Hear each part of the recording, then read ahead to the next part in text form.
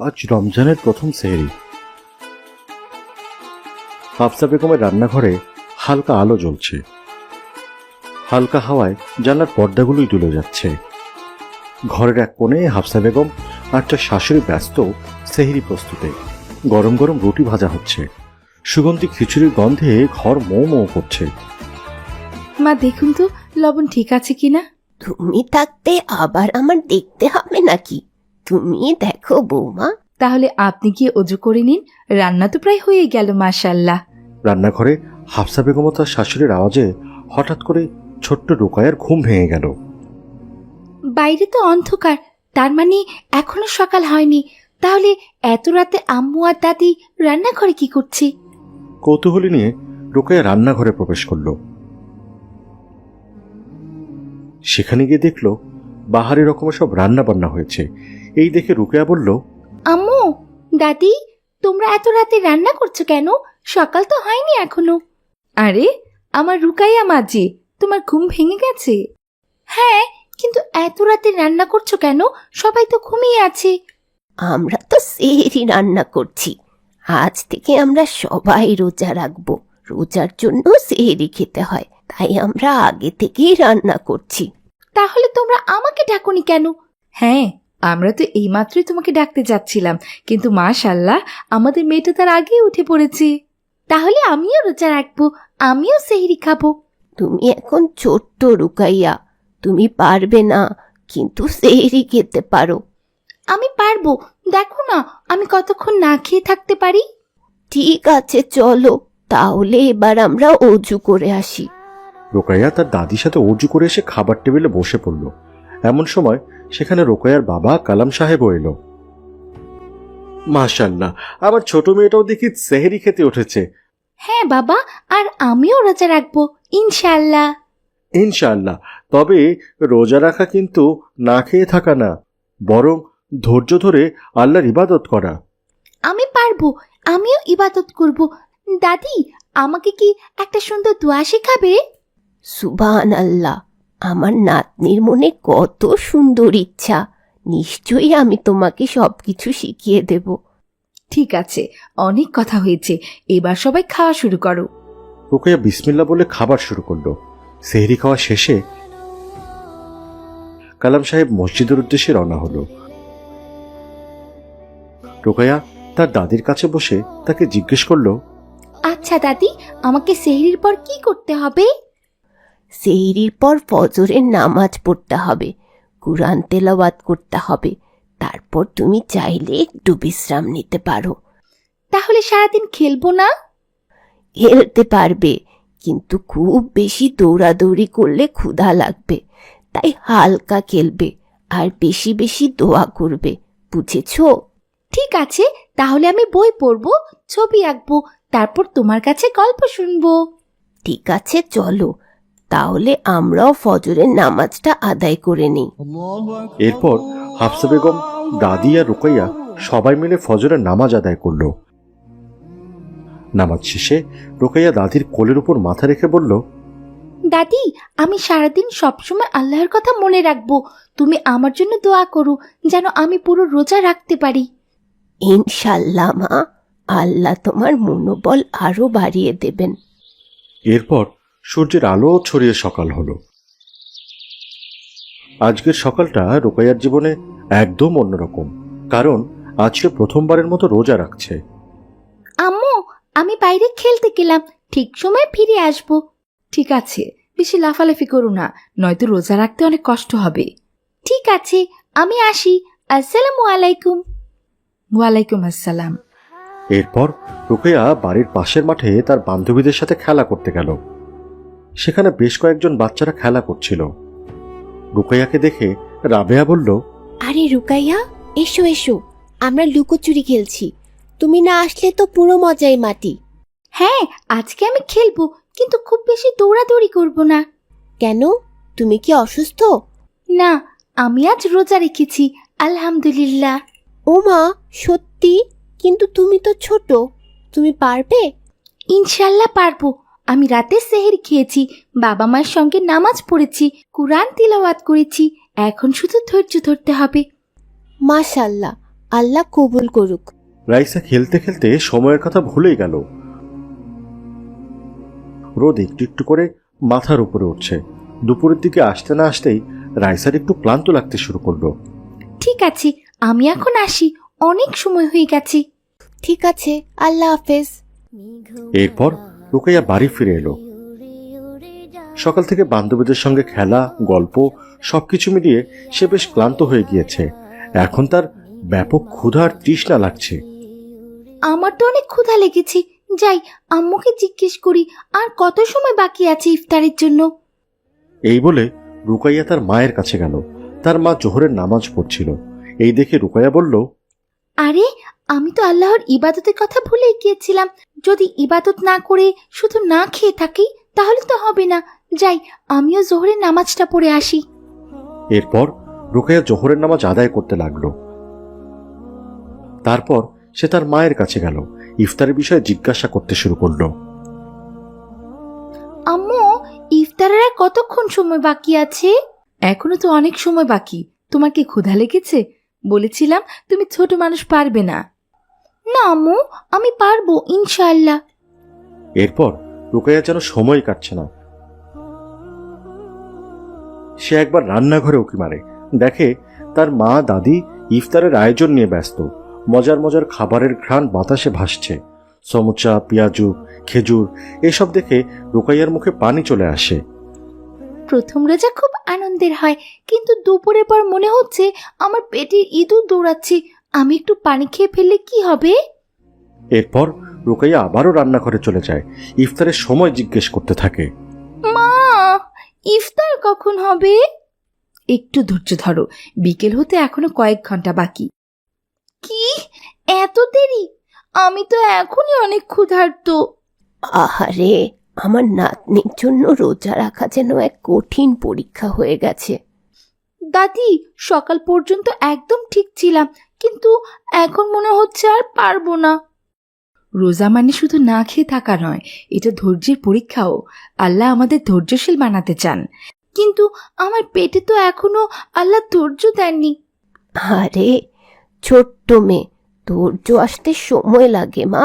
আর কিছুক্ষণ পরেই তুমি দেখতে পারবে তুমি কতটা শক্তিশালী। তাহলে আমাকে একটু হিসাব করে দাও, ঠিক কত মিনিট বাকি আছে ইফতারের? এখনো 2 ঘন্টার বেশি বাকি। 2 ঘন্টা? না মা, আমি এতক্ষণ অপেক্ষা করতে পারবো না। না মা, আমি এতক্ষণ অপেক্ষা করতে পারবো না। মনে হচ্ছে পেটে ইঁদুর দৌড়াচ্ছে। এই বলে রুকাইয়া ফ্রিজের কাছে গেল। ফ্রিজ থেকে এক বোতল ঠান্ডা পানি বের করে এনে বলল, আমি একটু পানি খেলে কি রোজা ভেঙে যাবে? এই যে বারবার রান্নাঘরে খাবার দেখতে আসছো, এই জন্য তোমার এমন লাগছে। এসো, এদিকে এসো, আমি তোমাকে রোজার ফজিলত শোনাই। রোজার ফজিলত? সেটা কি দাদি? ফজিলত হচ্ছে রোজার জন্য আল্লাহ আমাদের কি কি উপহার দেবেন। সত্যি দাদি, আল্লাহ আমাদের উপহার দেবেন?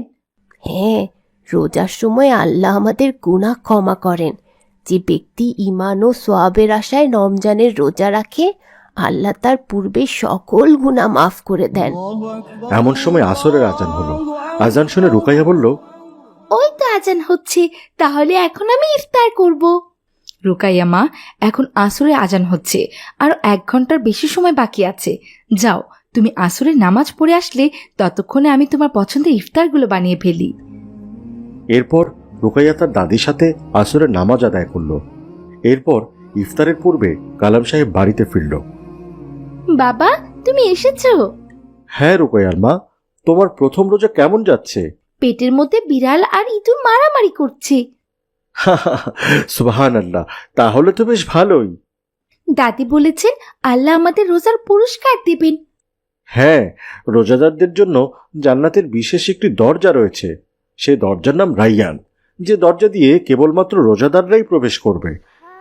এই কথা শুনে রুকাইয়ার চোখ চকচক করে উঠল।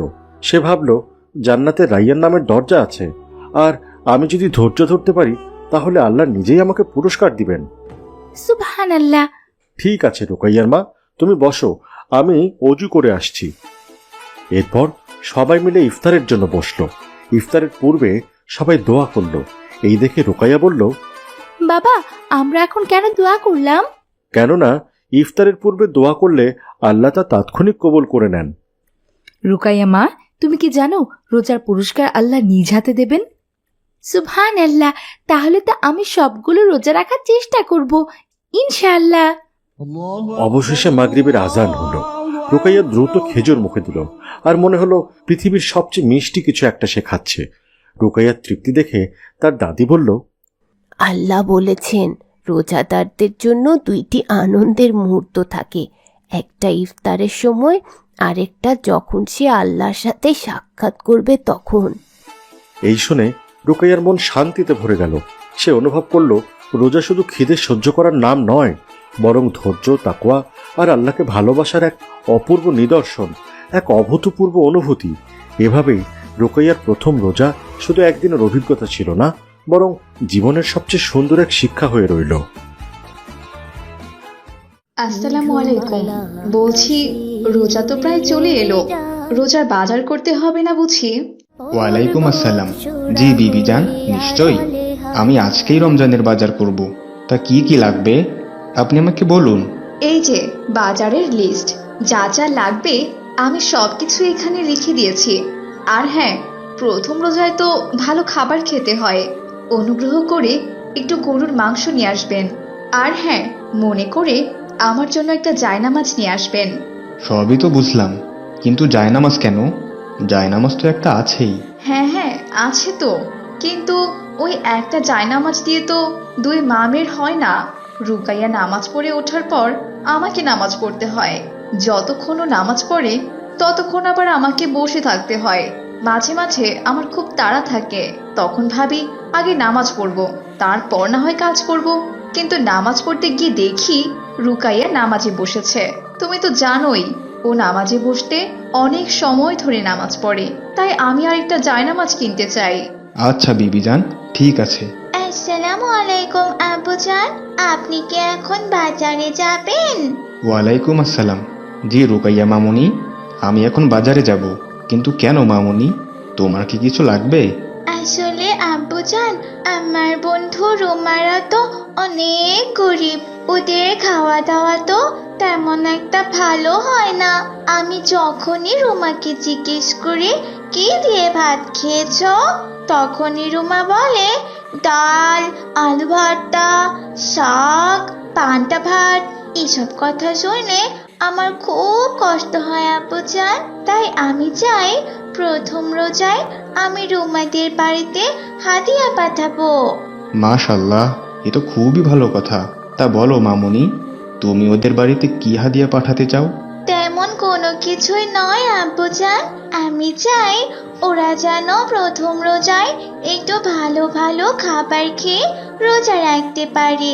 তাই তুমি আমাদের বাজারের সাথে রুমাদের বাড়ির জন্য ভালো মন্দ বাজার করে নিয়ে এসো, কেমন? যেন আমাদের হাদিয়া দেখে তারা ভীষণ খুশি হয়। আচ্ছা মামুনি, ঠিক আছে। এই বলে আসলাম সাহেব সেখান থেকে চলে যায়, আর রুকাইয়া ঘরে গিয়ে পড়তে বসে। বিসমিল্লাহ, 2 অক্ষে 2, 2 দুগুণ 4, 3 দুগুণ 6, 4 দুগুণ 8, 5 দুগুণ 10, 6 দুগুণ 12, 7 দুগুণ 14, 8 দুগুণ 16, 9 দুগুণ 18, 10 দুগুণ 20। এই অঙ্কগুলো কত কঠিন। 10 যোগ 5 সমান সমান 15, 20 যোগ 6 সমান সমান 26, 30 যোগ 3 সমান সমান 33, 8 যোগ 2 সমান সমান 10, 5 যোগ 4 সমান সমান 9। রুকাইয়া যখন এইভাবে পড়ছিল তখন সেখানে রুমা রাবেয়া চলে আসে। আসসালামু আলাইকুম রুকাইয়া। ওয়ালাইকুম আসসালাম রুমা, কেমন আছো তোমরা? আলহামদুলিল্লাহ। ইয়া আল্লাহ, রুকাইয়া তুমি এত পড়াশোনা করছো, আমি তো একদম পড়তে বসি না। আসলে রুমা, এই সময়টাতে আমার কোনো কাজ নেই, তাই আমি ভাবলাম আমি একটু পড়াশোনা করি। রোজার সময় তো খুব একটা পড়তে বসা হবে না, তাই এখনই একটু পড়ছি। কেননা আমাদের কোনোভাবেই সময়ের অপচয় করা ঠিক নয়। আর তাছাড়া তোমরা কি ভুলে গেছো ঈদের পরে আমাদের অর্ধবার্ষিক পরীক্ষা আছে? লেখাপড়া না করলে তো ভালো রেজাল্ট করা একদমই সম্ভব নয়। সেটা তো বুঝলাম, কিন্তু পড়াশোনা করতে আমার একদম ভালো লাগে না। তাছাড়া পরীক্ষা নিয়ে চিন্তার কি আছে বলো? আমাদের সবার রোল তো পরপরই, তাই সবাই এক সিরিয়ালে বসতে পারবো। তখন তুমি আমাদের সাহায্য করবে, তুমি আমাকে দেখাবে, আমি রাবেয়াকে দেখাবো, আর রাবেয়া রাইসাকে দেখাবে। ব্যাস, সব প্রবলেম সলভ। এতে করে সবার রেজাল্টও খুব ভালো আসবে। আস্তাগফিরুল্লাহ, এসব তুমি কি বলছো কি রুমা? তুমি জানো পরীক্ষায় অন্যের দেখে লেখাটা অপরাধ, কারণ সেখানে টিচারদের কোনো অনুমতি থাকে না। এটা তো টিচারদের কথার অবাধ্যতা করা হলো, তাদের সাথে দুর্নীতি করা হলো। দুর্নীতি? সেটা আবার কি রোকাইয়া? নীতি বহির্ভূত যে কোনো কাজকেই দুর্নীতি বলে, আর দুর্নীতিকারীকে আল্লাহ তাআলা একদম পছন্দ করেন না। যেটা আল্লাহ তাআলা পছন্দ করেন না, মুসলিম হিসেবে সেটা করা আমাদের একেবারেই উচিত নয় রুমা। আল্লাহ তাআলার বিধিনিষেধ মেনে চললে পরকালে রয়েছে চির সুখের স্থান, জান্নাত। জান্নাতে গেলে আমাদের আর কোনো অভাব থাকবে না তো রুকাইয়া? আমার মাকে অন্যের বাড়িতে কাজ করতে হবে না তো? আর পচা পচা বকা শুনতে হবে না তো? জান্নাতে গেলে আমরা ভালো ফলমূল খেতে পারবো তো, যেমনটা বড়লোকেরা খায়? ড্রাগন ফল, অ্যাভোকাডো, পিচ ফল, আপেল, কমলা, আনারস, তারপর তরমুজ। না না বন্ধু, তোমাদের তখন আর কোনো অভাব থাকবে না, আর রূপান থেকেও অন্যের বাড়িতে কাজ করতে হবে না। জান্নাতে গেলে তুমি যা চাইবে তাই পাবে। কি বলছো কি? যা চাইবো তাই পাবো? আমি একটা নায়রা ড্রেস চাইলে কি পাবো বন্ধু? নিশ্চয় বন্ধু, তুমি বলার আগে সবকিছু তোমার সামনে এসে হাজির হবে। তাই তো সবাই জান্নাতে যেতে চায়, আর জান্নাতে যেতে হলে আমাদের আল্লাহ তাআলার সব কথা শুনতে হবে। এতে রয়েছে জান্নাতের সুসংবাদ। ঠিক আছে, তাহলে আমি এখন থেকে আল্লাহ তাআলার সব কথা শুনবো ইনশাআল্লাহ। মাশাআল্লাহ, এটা তো খুবই ভালো কথা রুমা। যাই হোক, এবারে চলো আমরা একটু খেলতে যাই। ওহো রুকাইয়া, তুমি একদম আমার মনের কথাটা বললে। আমি এতক্ষণ থেকে সেটাই বলতে চাচ্ছিলাম। চলো চলো, সবাই চলো। এদিকে রুকাইয়ার বাবা অনেকগুলো বাজার নিয়ে আসে। রুকাইয়া, মা রুকাইয়া, এদিকে এসো মা, দেখে যাও তোমার বাবা তোমার জন্য কত কিছু নিয়ে এসেছে। আসসালামু আলাইকুম আম্মি জান। এই জায়নামাজটা কার আম্মি জান? ওয়ালাইকুম আসসালাম। এই জায়নামাজটা আমার মা, আমার জায়নামাজ খুব দরকার ছিল, তাই তো তোমার বাবাকে আমি আনতে বলেছিলাম। আর দেখো তোমার বাবা রুমার জন্য কত বাজার নিয়ে এসেছে। মাশাআল্লাহ, কিন্তু আম্মি জান, আব্বু জান কোথায়? তোমার বাবা তো মসজিদে গিয়েছেন মা, আজান দিতে হবে তো তাকে। ও আচ্ছা আম্মি জান, ঠিক আছে।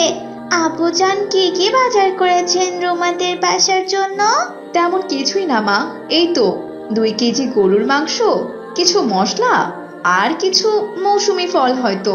মাশাআল্লাহ, আব্বু জান অনেক ভালো বাজার করেছেন। আমি যাই তাহলে আম্মি জান, এই বাজারগুলো রুমাদের বাড়িতে আমি দিয়ে আসি। এই বলে রুকাইয়া বাজার নিয়ে রুমাদের বাড়িতে যায়।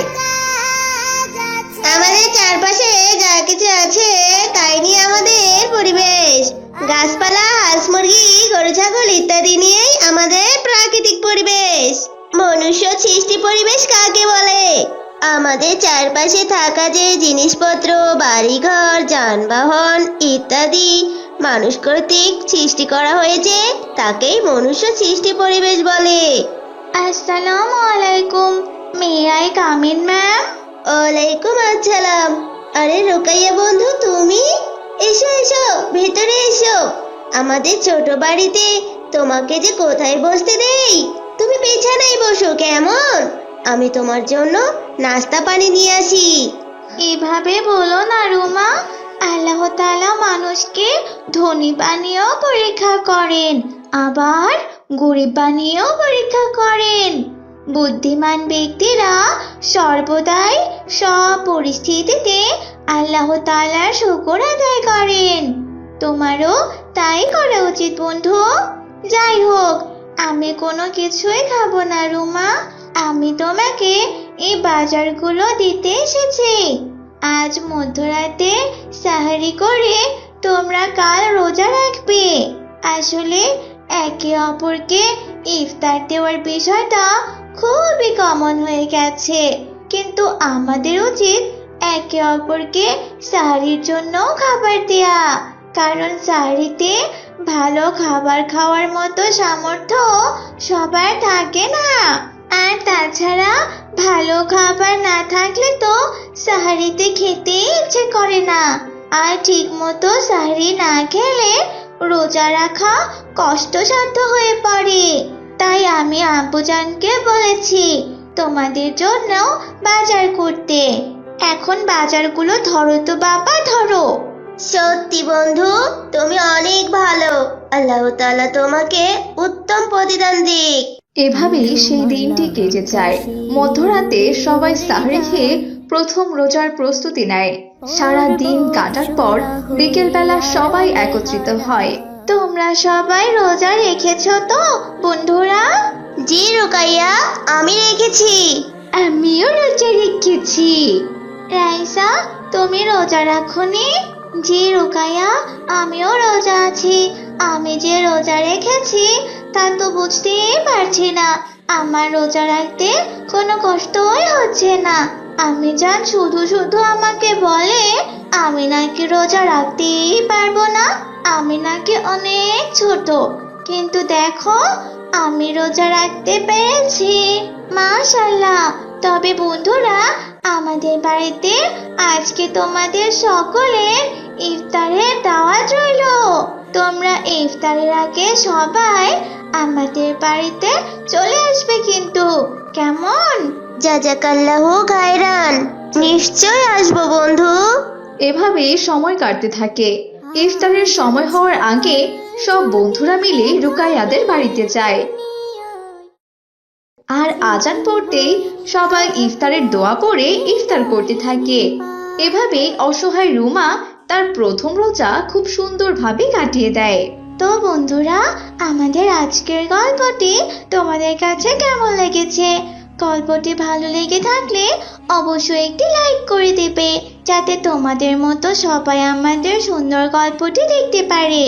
আর যদি তোমরাও আমার মতো ইসলামকে ভালোবেসে থাকো, তাহলে আমাদের ছোট্ট চ্যানেলটি সাবস্ক্রাইব করে দেবে। আল্লাহ হাফেজ।